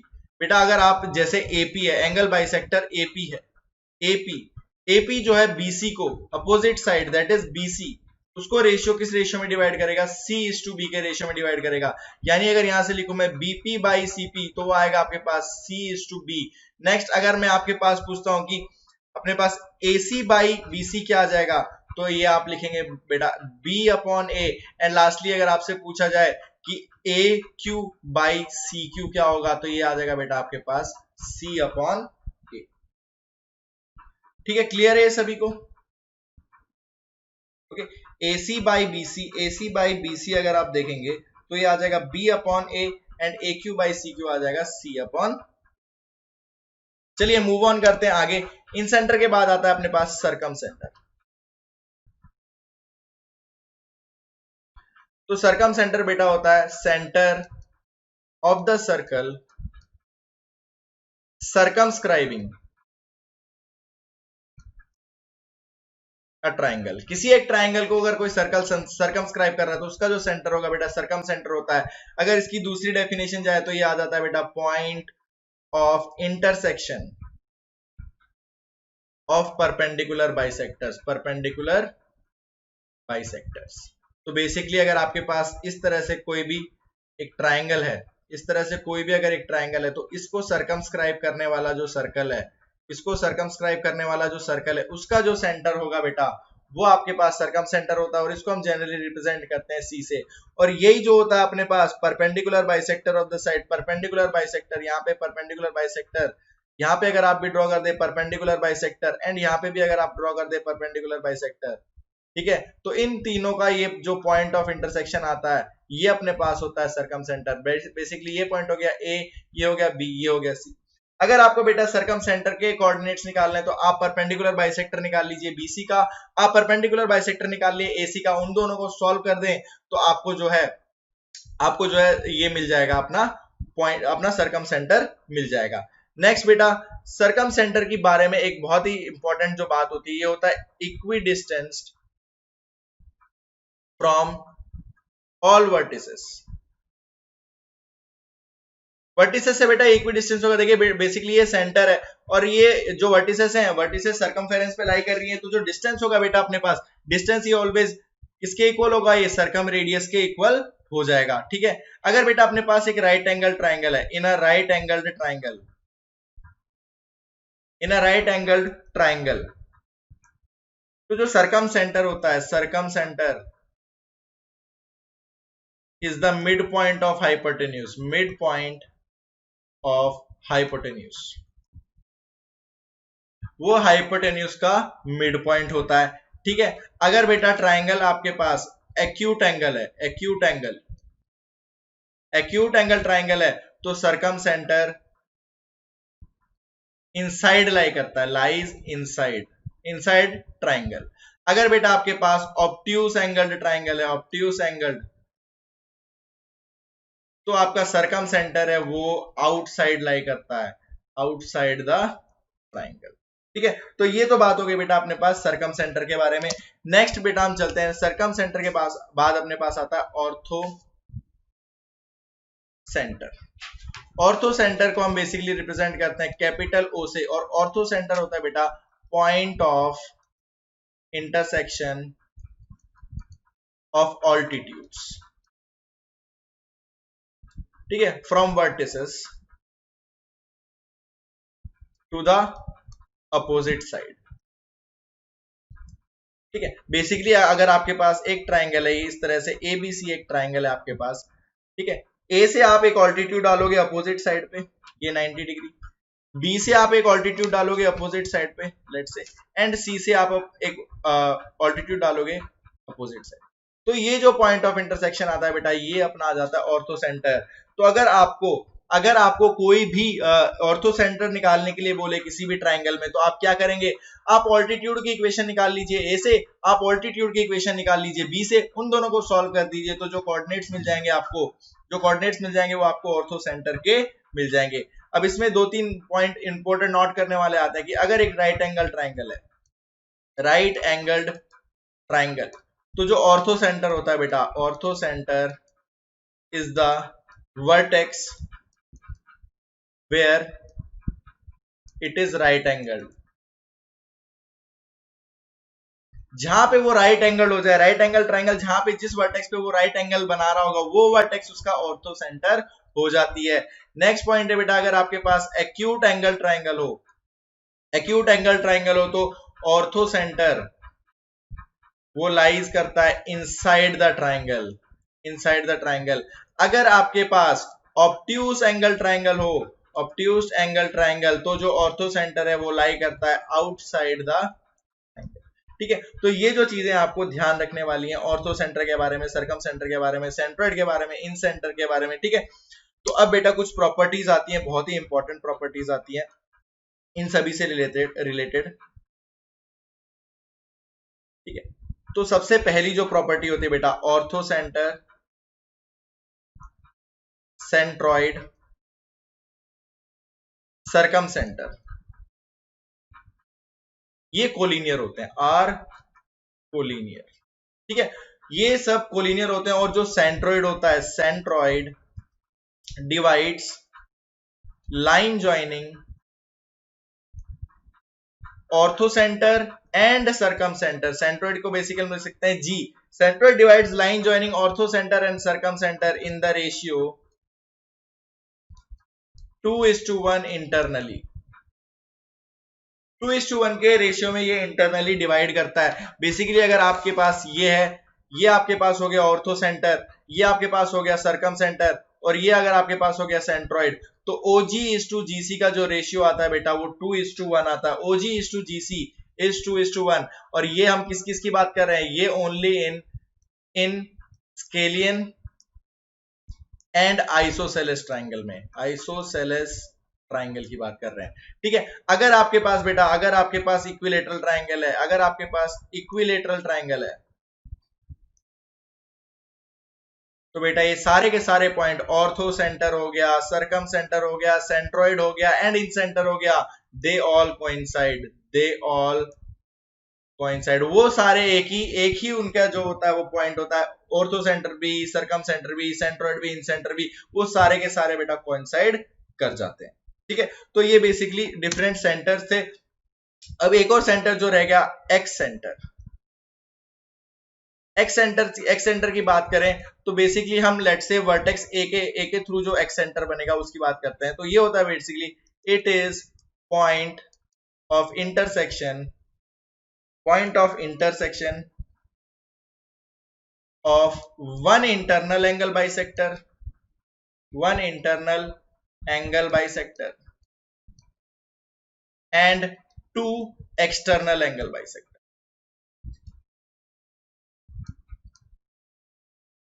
ठीक है। बेसिकली अगर मान लीजिए आपके पास एक ट्राइंगल है कुछ इस टाइप का, ABC टाइप का, ठीक है। अब मैंने इसकी साइड्स को थोड़ा सा एक्सटेंड क्यों कर दिया, क्योंकि मेरे को एक्सटर्नल एंगल के बाइसेक्टर्स बनाने हैं। ये पॉइंट है A, इसके कोऑर्डिनेट्स है x1, y1, ये पॉइंट है B, इसके कोऑर्डिनेट्स है x2, y2, एंड ये पॉइंट है C, x3, y3। तो बेटा अगर हमें A के थ्रू एक इंटरनल एंगल बाइसेक्टर बनाया, एंड B और C एंगल पे एक्सटर्नल एंगल बाइसेक्टर बनाए, यहां से B और C पे हमने एक्सटर्नल एंगल बाइसेक्टर बनाए, तो ये पॉइंट I1, इस पॉइंट को हम बोलेंगे I1, I1 will be excentre with respect to A, I1 will be excentre with respect to A, क्योंकि ए का बेटा हमने इंटरनल एंगल बाइसेक्टर बनाया और बाकी दो के तो हमने एक्सटर्नल एंगल बाइसेक्टर बनाया। तो बेटा इसकी जो कोऑर्डिनेट्स आती है I1 की कोऑर्डिनेट्स अपने पास आती है -ax1 plus by1 plus bx2 plus cx3 divided by -a plus b plus c, ये x कोऑर्डिनेट आ गई। एंड y कोऑर्डिनेट आ जाएगी बेटा -ay1 plus by2 plus cy3 divided by minus of a plus b plus c। ठीक है, तो ये with respect to ए था तो ए नेगेटिव हो गया। ए बेसिकली क्या है, side length of this side opposite to A, B basically side length of this side opposite to vertex B, and C will be side length of this side which is opposite to vertex C.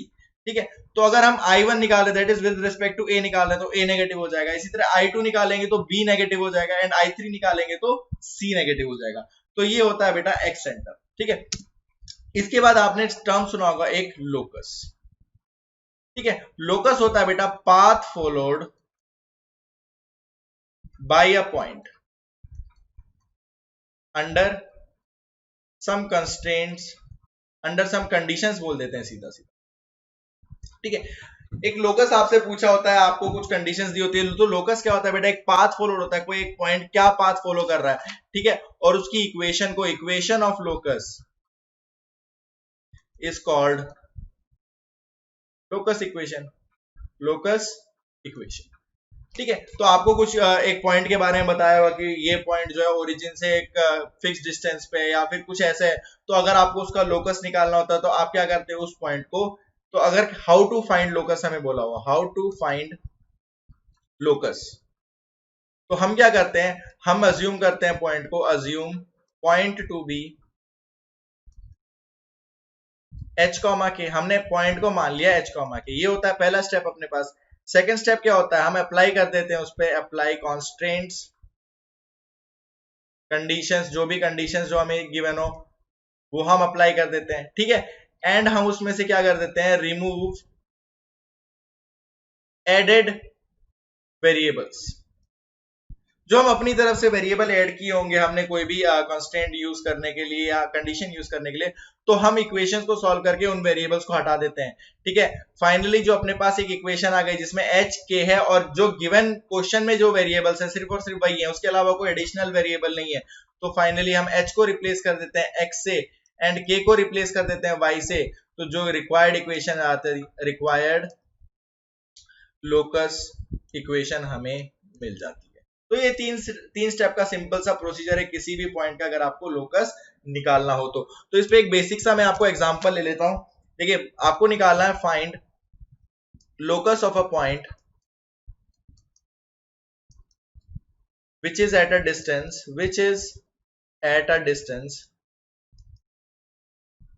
m units from origin। ठीक है, हमें इसका locus निकालना है, तो m units from the origin, इसका distance हमें fix दिया हुआ है। तो लेट से सबसे पहला step, let point be h, k, हमने पॉइंट h, k मान लिया। ठीक है, अब हम सेकंड स्टेप क्या कर देते हैं, हम जो कंडीशन या कांस्टेंट गिवन है वो लगा देते हैं। तो डिस्टेंस बेटा, डिस्टेंस हमें m गिवन है और m किसके इक्वल आ जाएगा, under root of h minus 0 का whole square plus k minus 0 का होल स्क्वायर। तो इसको फर्दर अगर आप सिंप्लीफाई करके लिखें, स्क्वायर कर दे दोनों साइड, तो ये आ गया m square is equal to h square plus k square.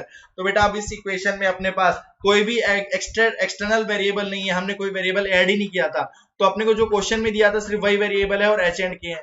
And third step में हम क्या कर देंगे, h को सब्स्टिट्यूट कर दो x से, k को सब्स्टिट्यूट कर दो y से, तो ये अपने पास बन गया x square plus y square is equal to m square. तो यही जो है अपने पास रिक्वायर्ड लोकस आ जाएगा इस पॉइंट का। ठीक है, तो इस तरह से बेटा हम लोकस निकालते हैं। ठीक है, नेक्स्ट अपने पास आता है equation of bisectors of angles between two lines. अगर कोई दो लाइन दी हुई है आपको और उनके बीच के बाइसेक्टर्स का आपको इक्वेशंस पूछी हुई है, तो आप क्या कैसे निकालते हैं उसको। सो लेट्स से लाइन 1 आपको दी हुई है a1x plus b1y plus c1 equal to 0, ये आपको लाइन 1 दी हुई है। लाइन 2 आपको दी हुई है a2x plus b2y plus c2 equals to 0। ठीक है, तो बेसिकली ये लाइन 1 ये लाइन 2 मान ली हमने, ये लाइन 1 मान ली, ये लाइन 2 मान ली, और ये बाइसेक्टर 1 मान लिया हमने। लेट्स से ये this is bisector 1 and this is bisector 2। किसी भी दो लाइन के बीच में बेटा दो बाइसेक्टर मिलेंगे आपको, एक तो ऑब्ट्यूज एंगल बाइसेक्टर और एक एक्यूट एंगल बाइसेक्टर। ठीक है, तो ये इस एंगल को बाइसेक्ट कर रहा होगा, ये इस एंगल को बाइसेक्ट कर रहा होगा। ठीक है, तो अगर आपको इक्वेशन ऑफ बाइसेक्टर्स देनी है तो आप निकाल सकते हैं, equation of bisector is given by, equation of bisectors is given by,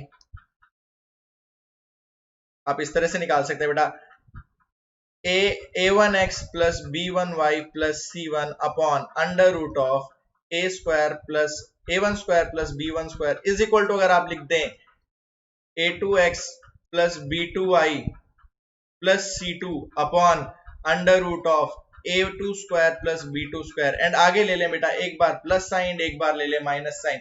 plus sign आप लेंगे तो एक बाइसेक्टर मिलेगा, माइनस साइन लेंगे तो आपको दूसरा बाइसेक्टर जो है मिल जाएगा। तो इस तरह से हम जो है किसी भी दो लाइन के बीच में हम बाइसेक्टर्स निकालते हैं। अब नेक्स्ट अपने पास आता है एक्यूट या ऑब्ट्यूज एंगल बाइसेक्टर। कौन सा है ऑब्ट्यूज एंगल बाइसेक्टर? एक्यूट और ऑब्ट्यूज एंगल बाइसेक्टर कौन सा, वो कैसे पता चलता है? तो बेसिकली आप क्या करिए, एक तो सबसे सिंपल स्टेप है कि आप क्या करिए, आप निकाल लीजिए find angle between any bisector and any line. आप एंगल निकाल लीजिए बेटा किसी भी बाइसेक्टर और लाइन के बीच में, और वो भी एक्यूट वाला angle. Find acute angle between any bisector and any line. मान लीजिए आपने B1 और L1 के बीच में ये वाला एंगल निकाला है थीटा। B1 और L1 के बीच में अगर आपने एंगल निकाला है थीटा, तो अगर वो थीटा आ जाता है, if theta is less then 45 degree, तो आपका बाइसेक्टर है, bisector is obtuse acute angle bisector, acute angle bisector. देखिए बेसिकली जो L1 और L2 के बीच का एंगल होगा ये तो टोटल हो जाएगा 2 थीटा, और L1 और B1 के बीच का अगर एंगल थीटा आ रहा है और वो 45 से लेस आ रहा है, तो यानी टोटल एंगल 2 थीटा 90 से लेस होगा। 90 से लेस होगा तो ये वाला एंगल जो होता है बेटा एक्यूट एंगल होता। अगर ये थीटा आ जाता है ग्रेटर देन 45 डिग्री, तो जो आपका बाइसेक्टर होगा वो ऑब्ट्यूज एंगल बाइसेक्टर हो जाएगा। ठीक है, तो ये तो होता है बेटा पहला तरीका। इसके बाद एक शॉर्ट ट्रिक आती है एक्यूट ऑब्ट्यूज एंगल बाइसेक्टर के लिए, एक्यूट ऑब्ट्यूज बाइसेक्टर। तो इसके लिए आपको एक सिंपल सा स्टेप करना होता है। सबसे पहले क्या करना होता है, make C1 and C2 positive. आपके पास इक्वेशन है a1x plus b1y plus c1 equal to 0, ये लाइन 1 की है, and a2x plus b2y plus c2 equal to 0, ये लाइन 2 की है। तो आपको C1 एंड C2 को पॉजिटिव बनाना है। C1 C2 को पॉजिटिव आपने बना दिया तो आपको क्या करना है, उसके बाद a1 a2 plus b1 b2 निकालना है। अगर a1 a2 plus b1 b2 greater than 0 आ जाता है, तो जो आपका पॉजिटिव साइन वाला है, positive sign gives obtuse angle bisector. ठीक है, तो दो बाइसेक्टर आते हैं ना, एक आपको प्लस साइन से मिलता है, एक आपको माइनस साइन से मिलता है। तो जो पॉजिटिव साइन वाला है वो आपको ऑब्ट्यूज एंगल बाइसेक्टर दे देगा।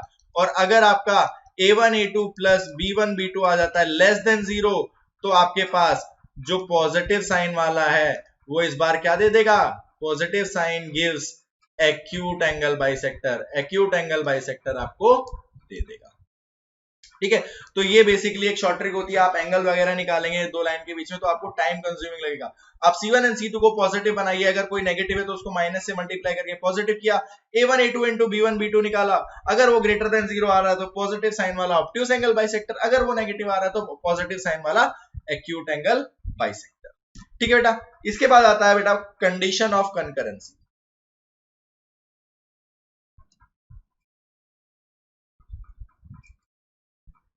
बेसिकली आपको अगर दिया हुआ हो कोई भी तीन line a1x plus b1y plus c1 equal to 0 and a2x plus b2y plus c2 equal to 0, a3x plus b3y plus c3 equal to 0, तो ये आपको three non parallel lines given है, three non parallel lines.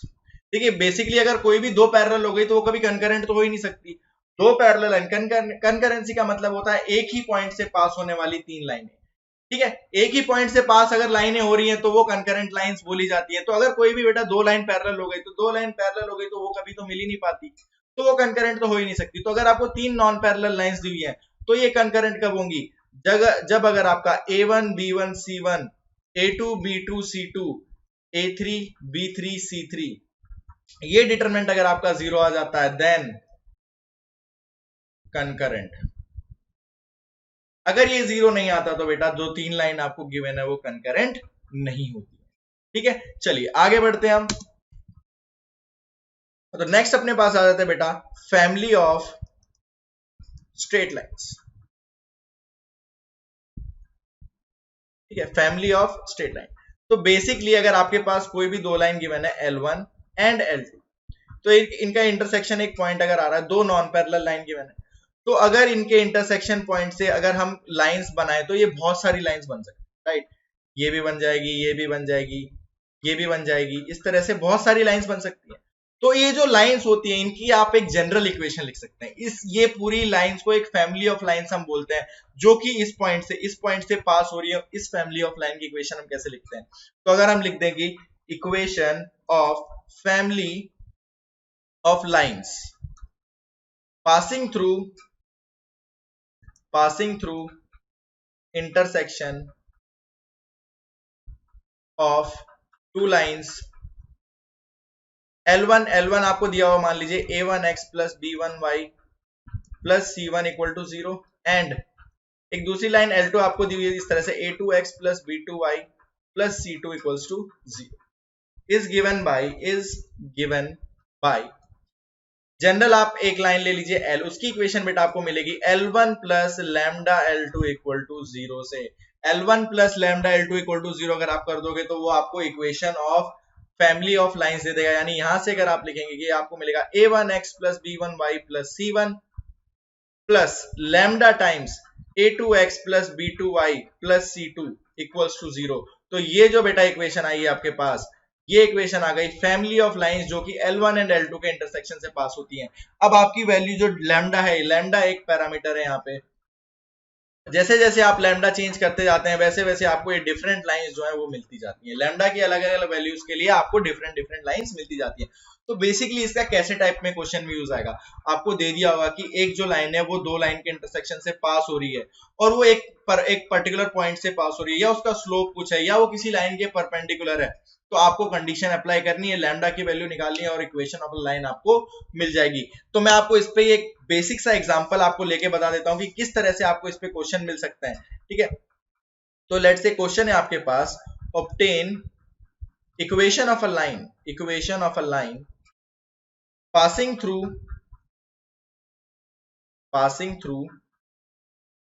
intersection of lines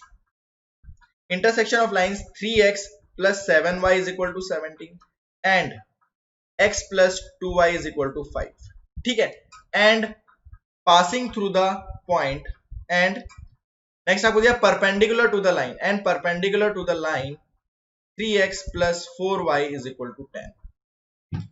आपको equation निकालनी है एक ऐसी line की जो इन दोनों के इंटरसेक्शन से पास हो रही है एंड परपेंडिकुलर है इस लाइन के। तो ठीक है, अब आप इसको अप्रोच कैसे करेंगे? तो अब हमें पता है कि अगर कोई भी दो लाइन है उनके इंटरसेक्शन से एक लाइन पास होती है तो हम उसकी इक्वेशन को क्या मान सकते हैं? लेट्स से उसकी इक्वेशन हो गई 3x plus 7y minus 17 plus lambda times of x plus 2y minus 5 equals to 0। तो ये इक्वेशन हो गई अपनी रिक्वायर्ड लाइन की, ये अपने पास रिक्वायर्ड लाइन है। ठीक है, अब रिक्वायर्ड लाइन का अगर आप स्लोप निकालें एंड जो ये गिवन लाइन है इसका आप स्लोप निकालें तो इनका प्रोडक्ट कितना आना चाहिए? -1। तो यहां से अगर स्लोप निकालें, स्लोप ऑफ L अगर हम लिखें तो ये आ जाएगा आपके पास 3 plus lambda upon 7 plus 2 lambda and साथ में आ जाएगा minus sign, minus of a by B आता है ना, ax plus B Y plus C. ठीक है, अगर आप इसका प्रोडक्ट लेना हो, स्लोप ऑफ L हमने ले लिया ml, तो ml इंटू अगर इस लाइन का स्लोप आप देखो, इस लाइन का स्लोप इसका ले लेते हैं m इज इक्वल टू -3/4 आ रहा है। तो ml into -3/4 you should get it to be -1, क्योंकि ये दो लाइंस परपेंडिकुलर है। Since line L is perpendicular to this line, तो इन दोनों के स्लोप का प्रोडक्ट -1 आना चाहिए। यहां से माइनस कैंसिल आउट हुआ, यहां से आपके पास आ गया minus of 3 plus lambda upon 7 plus 2 lambda is equal to 4/3। ठीक है, आप क्रॉस मल्टीप्लाई करिए, सॉल्व करिए, तो लैम्डा की वैल्यू आपके पास आ गई -37/11। वंस आपके पास लैम्डा की वैल्यू आ गई तो बेटा इस लैम्डा की वैल्यू को उठा के इक्वेशन, अपनी जो लाइन की इक्वेशन थी उसमें सब्स्टिट्यूट कर दो, लैम्डा की वैल्यू सब्स्टिट्यूट करते ही आपको रिक्वायर्ड लाइन की जो है इक्वेशन मिल जाएगी। तो बेटा इस तरह से आप फैमिली ऑफ लाइंस का जो है कॉन्सेप्ट यूज करेंगे।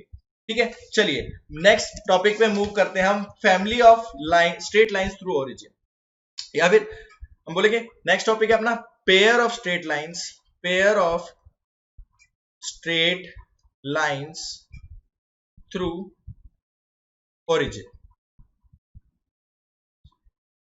ठीक है, तो बेटा अगर आपको इस तरह की कोई इक्वेशन दी हुई हो, A X square plus B Y square plus 2hxy equal to 0, ऐसी टाइप की अगर आपको इक्वेशन दी हुई हो तो बेटा ये ऑलवेज रिप्रेजेंट करती है, always represents a pair of straight line, a pair of straight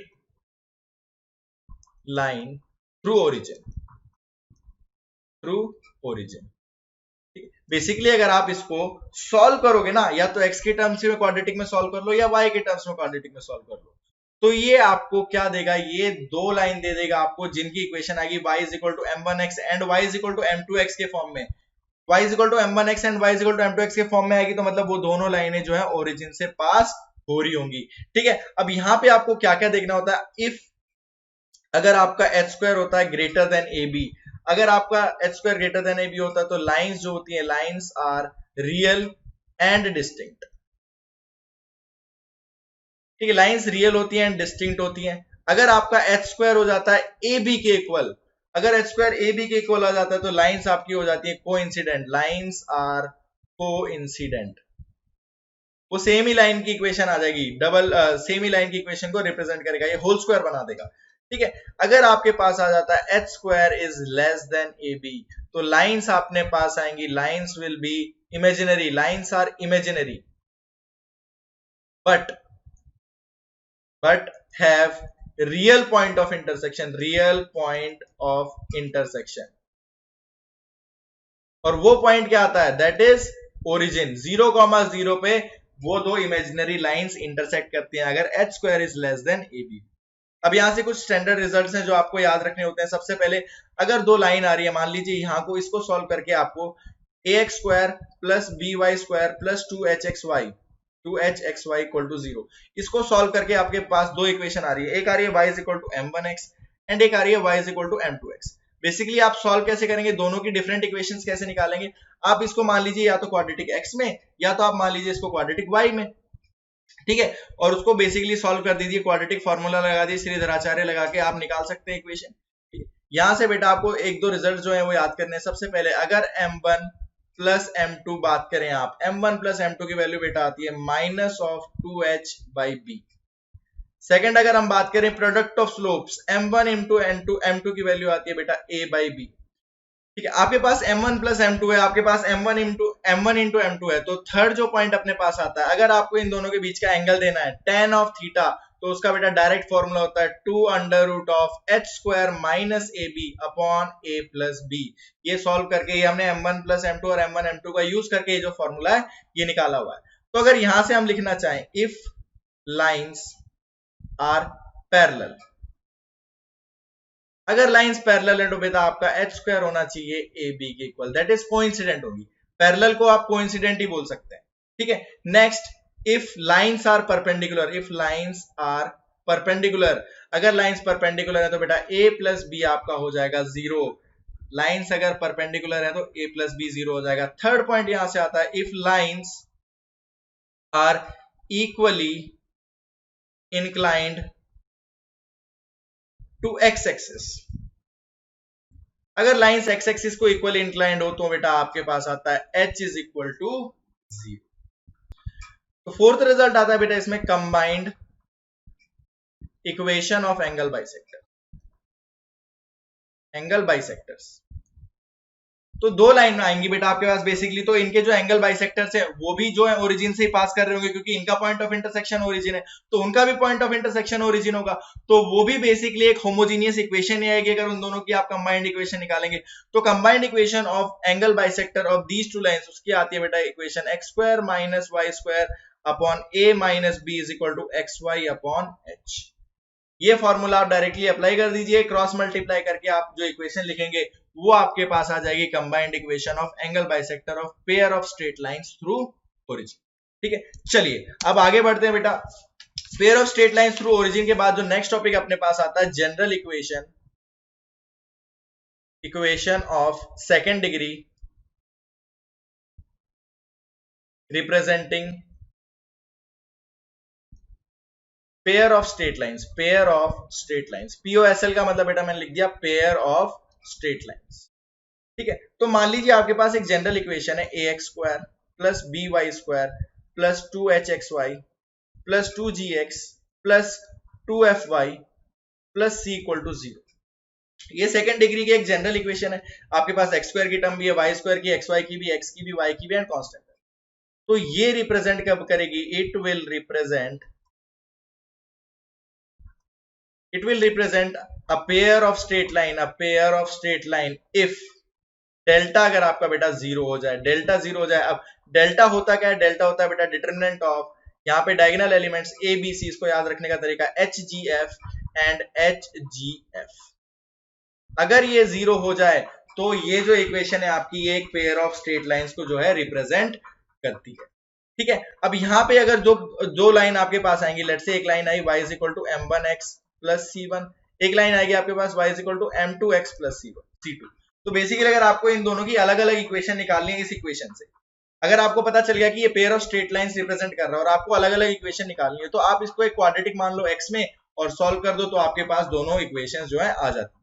ठीक है, अब यहां से अगर आपको अगेन m1 प्लस m2 अगर बताना हो तो बेटा m1 प्लस m2 अगेन आता है minus of 2h by B. अगर आपको m1 इंटू m2 बताना हो तो वो अगेन आता है बेटा a बाई बी। थर्ड, अगर आपको एंगल बिटवीन द लाइंस बताना हो, tan ऑफ थीटा बताना हो, तो वो अगेन बेटा आता है 2 under root of h square minus A B upon a plus. तो सेम जैसे आपका होमोजीनियस इक्वेशन, जैसे pair of straight lines passing through origin होता था, उसी की तरह आपके फॉर्मूलाज आ जाते हैं। तो पैरेलल कब होंगी? जब h स्क्वायर हो जाए आपका ए बी के इक्वल। पैरेलल होंगी जब h स्क्वायर हो जाए आपका ए बी के इक्वल। नेक्स्ट, अगर आपके पास लाइन परपेंडिकुलर है तो यानी कि a प्लस बी होना चाहिए आपका 0। परपेंडिकुलर लाइंस के लिए a प्लस बी आपका हो जाएगा 0। ठीक है, अब बेटा अगर डेल्टा इज इक्वल टू 0 आ जाता है ना, तो अपने पास बहुत सारी पॉसिबिलिटीज बनती है। सबसे पहले अगर h स्क्वायर लेस देन हो जाए ab से, अगर h square less than ab हो जाए तो लाइंस जो है वो इमेजिनरी आती है, लाइंस आर इमेजिनरी। अगर आपके पास h स्क्वायर जो है ग्रेटर देन ab हो जाए तो रियल एंड डिस्टिंक्ट लाइंस मिलती हैं। नेक्स्ट, अगर बेटा आपके पास h स्क्वायर हो जाए ab के इक्वल, h स्क्वायर हो जाए ab के इक्वल, इसके बाद भी आपके पास तीन केस आते हैं। सबसे पहले आता है g square greater then ac। अगर g स्क्वायर बेटा ग्रेटर देन ac हो जाता है तो आपको मिलती हैं parallel and real lines. Next, अगर g स्क्वायर बेटा अगर आपका ac के इक्वल हो जाता है तो आपको मिलती है real and coincident line. Real and coincident lines. अगर यहां पे अगर आपका g स्क्वायर बेटा लेस देन हो जाता है ac से तो आपको मिलती है इमेजिनरी लाइंस, इमेजिनरी लाइंस। ठीक है, तो ये होता है एक जनरल इक्वेशन और सेकंड डिग्री के अंदर जो हम पढ़ सकते हैं, जो हम निकालने के लिए हमसे पूछा जा सकता है। ठीक है, तो general equation of second degree सबसे पहले तो रिप्रेजेंट करेगी एक पेयर ऑफ स्ट्रेट लाइंस को अगर डेल्टा आपका 0 आ रहा है। ठीक है, उसके बाद angle between the same line और स्लोप का सम और मल्टीप्लिकेशन ऑफ स्लोप वो सेम आता है जैसा अपना होमोजीनियस में होता है। ठीक है, तो इसके बाद बेटा लास्ट टॉपिक अपने पास आता है होमोजेनाइजेशन।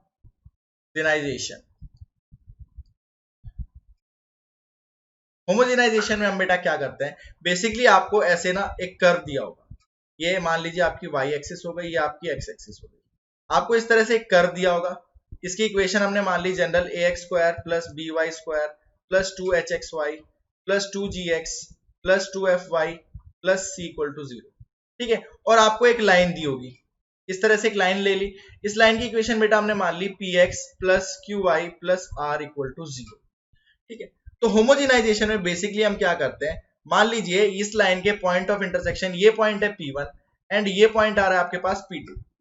तो अगर P1 और P2 को ओरिजिन से हम ज्वाइन करें तो दो लाइन मिलेंगी हमें। P1 और P2 को अगर हम ओरिजिन से ज्वाइन कर देते तो हमें दो लाइन मिलेंगी, और उन दो लाइन की अगर अगेन अगर हम इक्वेशन ऑफ बात करें, equation of homogeneous, equation of two lines passing through origin, तो वो एक होमोजीनियस सेकंड डिग्री इक्वेशन आती है, ठीक है। तो बेसिकली हम क्या करते हैं, हम सीधा सीधा ना ax square plus by square plus 2hxy plus 2gx plus 2fy plus c equal to 0, तो ये तो हो गई आपके कर्व की इक्वेशन, ठीक है। आपकी लाइन की इक्वेशन हो गई px plus qy plus r equal to 0। तो अगर आप इस कर्व की इक्वेशन को अगर हम इसको इफ वी होमोजेनाइज दिस, अगर हम इसको होमोजेनाइज कर देते हैं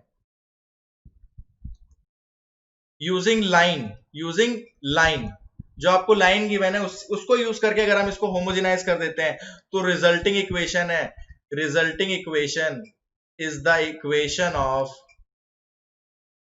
pair of straight lines through origin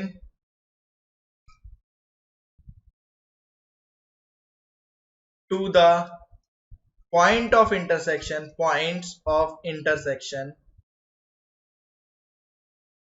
of C with L। जो कर्व के इंटरसेक्शन पॉइंट्स आएंगे, ये आपके पास कर्व था, ये कर्व C है, ये लाइन L है आपके पास, तो P1 और P2 से जो लाइंस पास होंगी और ओरिजिन से भी पास हो रही होंगी, उनकी कंबाइंड इक्वेशन आपको होमोजेनाइज करके मिल जाएगी।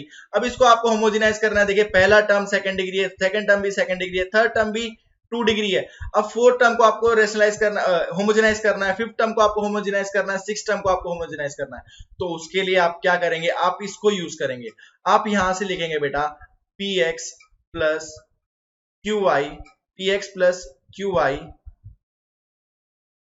अपॉन r, और अगर इसके आप ले लें -7 साथ में, तो इसको आप लिख सकते हैं 1 के इक्वल। तो अगर आपको इक्वेशन चाहिए, combined equation of lines through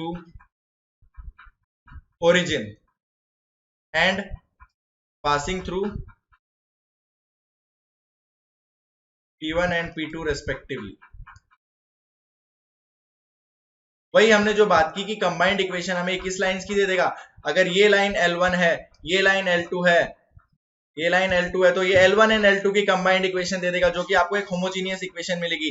तो यहां से जो इक्वेशन मिलती है वो मिलती है बेटा आपको ax square plus by square plus 2hxy। यहां तक तो ये पहले से ही सेकंड डिग्री था। अब आपको 2gx को होमोजेनाइज करना है, तो आप क्या करेंगे, इसको आप लिखेंगे 2gx और एक मल्टीप्लाई कर देंगे आप इसको किससे, इस 1 से अगर आप मल्टीप्लाई करते हैं, that is minus of px minus of qy upon r से आप मल्टीप्लाई कर देंगे। तो देखिए ये भी एक सेकंड डिग्री टर्म बनाएगा, हर एक टर्म सेकंड डिग्री बनेगी।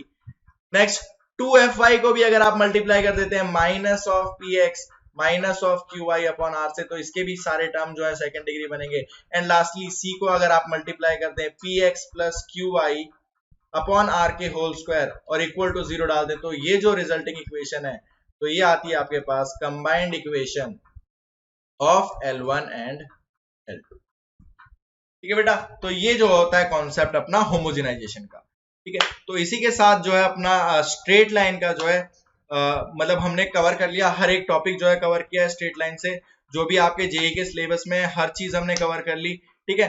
तो इसके बाद आप क्वेश्चंस हैं प्रैक्टिस करिए, जितने ज्यादा आप क्वेश्चंस प्रैक्टिस करेंगे, जितने ज्यादा वैरायटीज के आप क्वेश्चंस करेंगे, उतना ज्यादा आपका जो है कॉन्सेप्ट क्लियर होते जाएगा। और कॉन्सेप्ट अगर बेटा एक बार क्लियर है, तो आपका क्वेश्चन कभी नहीं छूटने वाला, ठीक है। सो आई होप कि आपको ये जो है सेशन देखने में मजा आया होगा, आपको स्ट्रेट लाइंस का रिवीजन में कराने में सक्सेसफुल रहा हूं, ठीक है। तो अगर आपको ये अच्छा लगा तो प्लीज आप लाइक करिए एंड सब्सक्राइब करिए और बेल आइकन को हिट कर दीजिए, ताकि आपको नोटिफिकेशंस आती रहे। मैं आगे ऐसे ही जो है सेशंस, वन शॉट रिवीजन के सेशन आपके लिए लाते रहूंगा। और हाँ, एक और चीज मैं आप वापस से याद दिला दूं, और अगर आपको कोई भी प्रोडक्ट पे अनअकैडमी पे सब्सक्रिप्शन चाहिए, प्लस सब्सक्रिप्शन चाहिए, तो आप यूज कर सकते हैं कोड RYD1। इससे आपको मिल जाएगा 10% discount, 10% additional discount code use करें अगर RYD1 तो, ठीक है। So thank you very much guys, stay safe and have a nice day.